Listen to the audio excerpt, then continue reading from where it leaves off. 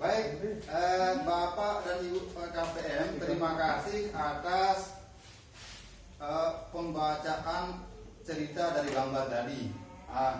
Bapak, saya bisa simpulkan dari cerita Bapak Ibu tadi. Yang pertama dari kelompok 1 itu tadi menceritakan bahwa ada seorang anak yang menjual koran, usianya baru berumur SD. Jadi itu termasuk eksploitasi terhadap anak ya. Jadi kalau anak berusia SD itu harus dimasuk ke sekolah ya. Kalau tidak bisa di sekolah negeri ya sekolah swasta ya Bapak Ibu ya. Jangan usia SD itu disuruh kerja cari uang, jual koran, jual apa-apa, tidak usah ya. Baik, terus dari paparan kelompok 2 ada seorang anak yang membantu orang tuanya mencari nafkah atau mencari uang dengan memecahkan batu. Nah, itu juga sama ya, Bapak dan Ibu tidak boleh. Jadi kalau ada usia SD disuruh pecahin batu, itu berarti menyuruh anak bekerja keras ya, Bapak dan Ibu. Nanti kalau sakit, jadi Bapak Ibu juga akan menanggung resikonya, harus bawa ke dokter ya. Bapak dan Ibu harus merawatnya di rumah. Nah, untuk kelompok 3 tadi yang bisa Bapak tambahkan penjelasannya adalah ada anak.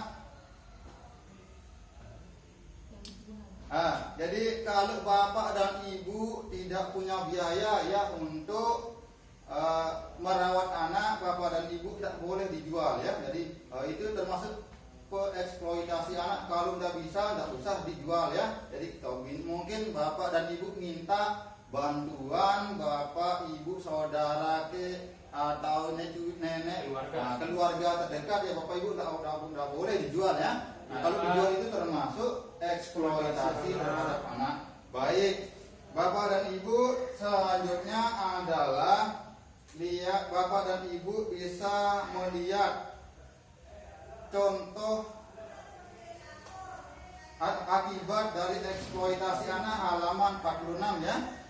Mungkin Bapak dan Ibu kalau modulnya atau buku pintarnya halaman 41, lihat 6 juga ya. Di sana ada akibat eksploitasi terhadap anak. Nah, jadi kalau eksploitasi itu berdampak buruk terhadap anak ya. Mungkin kelompok 1 bisa baca temannya akibat eksploitasi di pelincat 6. Silahkan Ibu Res. Salah satunya akibatnya itu anak bisa putus sekolah. Ya, terus saya lanjutin Pak. Lanjutin Pak Busairi.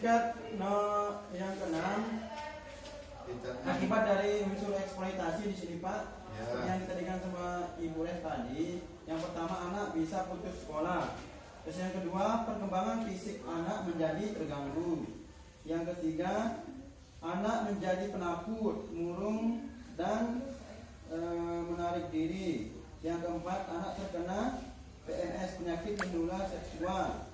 Yang kelima tidak punya masa depan atau kehilangan cita-cita Pak. Yang keenam anak berpotensi mengulang kembali eksploitasi yang dialaminya. Yang ketujuh anak kehilangan percaya diri. Yang kedelapan anak dapat terluka atau sakit-sakitan atau kecelakaan. Yang 9 anak tidak punya waktu bermain. Yang 10 anak stres atau tertekan. Yang terakhir Pak, anak terpisah dari keluarga. Baik, terima kasih Pak Busairi. Nah, jadi banyak sekali ya akibat buruk dari eksploitasi terhadap anak. Baik, yang pertama tadi kita dengarkan anak putus sekolah. Jadi dari gambar dari cerita kelompok 1 tadi jual koran. Itu kan tidak bisa sekolah anak, ada disuruh mecahin batu juga tidak bisa sekolah. Yang ketiga menjual anaknya juga tidak bisa, itu termasuk putus sekolah kan. Terus yang kedua perkembangan fisik terganggu. Jadi perkembangan fisik terganggu itu maksudnya jadi sebelum usianya anak disuruh kerja keras, berarti pertumbuhan perkembangan juga akan terganggu ya. Jadi disuruh kerja keras. Yang ketiga menjadi penakut, murung. Nah, jadi biasanya itu kalau anak dipaksa berarti dia menjadi murung ya. Selanjutnya yang kelima, anak terkena haid. Nah, jadi kalau anak dipaksa terus nanti dikena penyakit masyarakat ya. Yang terakhir, kalau kita paksain anak kerja itu akan terluka, sakit dan lain-lain.